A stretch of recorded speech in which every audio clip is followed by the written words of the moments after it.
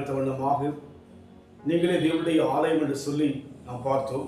இந்த வகையில் கூட 2 கொரிந்தியர் 2ஆம் அதிகாரம் 14ஆம் வசனம், கிறிஸ்துவுக்குள் எப்பொழுதும் எங்களை வெற்றி சிறக்க பண்ணி எல்லா இடங்களிலும் எங்களை கொண்டு அவரை அறிகிற அறிவின் வாசனையை வெளிப்படுத்துகிற தேவனுக்கு ஸ்தோத்திரம் என்று சொல்லி பவுல் தன் அனுபவத்தில் சொல்கிற ஒரு வார்த்தையாக இருக்கிறது. பவுல் மாத்திரமல்ல, நம் வாழ்க்கையிலும் கூட கிறிஸ்துவுக்குள்ளாக அனுபவமாக வாழும்படியாக அழைக்கப்பட்டிருக்கிறபடினாலே அவர் சொல்கிறார், அவரை அறிகிற அறிவின் வாசனையை வெளிப்படுத்துகிற தேவனுக்கு என்று சொல்லி, இயேசுவை அறிகின்ற அறிவின் வாசனை என்று சொல்லி பார்க்கிறோம். வாசனை இது யாவருடைய வாழ்க்கையிலும் கடந்து வரும். இன்றைக்கு நம் வாழ்க்கையில் கூட அவரை அறிகின்ற வாசனை, தேவனை நாம் பார்க்க முடியாது, ஆனால் அவரை அறிகின்ற ஒரு வாசனையாக நம் வாழ்க்கை இருக்க வேதம் நமக்கு நினைப்பூட்டுகிறது. அதைத்தான் பவுல் சொல்கிறார், அவர் அனுபவத்தில் சொல்கிறார். அதுபோல இன்றைக்கு நாம் கூட காரணம் என்னவென்று சொன்னால், கிறிஸ்துவுக்குள் எப்பொழுதும் எங்களை வெற்றி சிறக்க பண்ணி என்று சொல்லி பார்க்கிறோம். ஆம், கிறிஸ்துவுக்குள்ளாக கிறிஸ்து எப்படியாக உலகத்தில் வந்து எல்லாவற்றிலும் வெற்றி சிறந்தாரோ அதுபோல கிறிஸ்துவுக்குள்ளாக நாம் வாழும்போது நிச்சயமாய் நம் வாழ்க்கையில் வருகிற சோதனைகள், வேதனைகள், போராட்டங்கள், பிரச்சனைகள் மத்தியிலே கிறிஸ்துவுக்குள் நாம் வாழ வாஞ்சிப்போம் என்று சொன்னால் வெற்றி பெறுவது நிச்சயம் என்று சொல்லி பவுல் சொல்வதை பார்க்கிறோம். அந்த அனுபவத்தில் போகும்போது நம் வாழ்க்கையிலே தேவனை அறிகின்ற ஒரு வாசனை நம் மூலமாக வீசும் என்று சொல்லப்படுகிறது. உண்மையாகவே இவையெல்லாம் ஒரு மேன்மையான அனுபவங்கள்.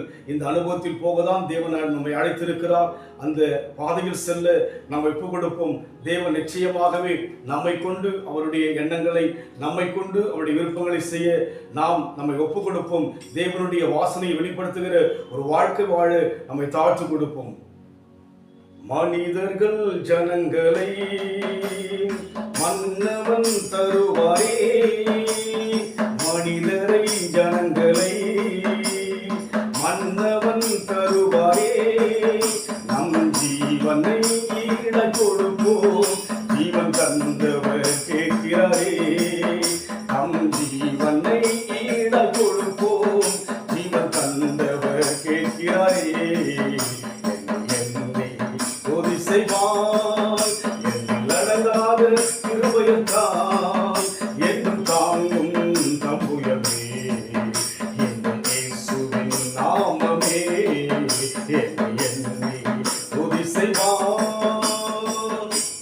தேவனை எண்ணி யோசித்து துதிப்போம். தேவன் எப்படியான ஒரு மேன்மையான அழைப்பை கொடுத்து நம்மை ஒரு சித்தம் செய்யும்படியாக தெரிந்து கொண்டபடினாலே, அன்பின் ஆண்டவரே, எங்கள் மூலமாக வாசனை வெளிப்படும்படியாக விரும்புகிறீர். எங்களை ஆண்டவரே வெற்றி சிறக்க பண்ணும்படி அழைத்திருக்கிறீர். நாங்களும் உமக்குள் வாழ எங்களை தாழ்த்து கொடுக்கிறோம். வெற்றி சிறந்தவரே, எங்களையும் வெற்றி சிறக்கும்படியாக உம்மை அறிகின்ற அறிவை எங்கள் மூலமாக வெளிப்படுத்தும்படியாக எங்களை தாழ்த்து கொடுக்கிற ஐயா, கர்த்தர் பொறுப்படுத்திக் கொள்வீராக. இயேசுவின் நாமத்தில் பிதாவே, ஆமென். கர்த்தர் ஆசீர்வதிப்பாராக.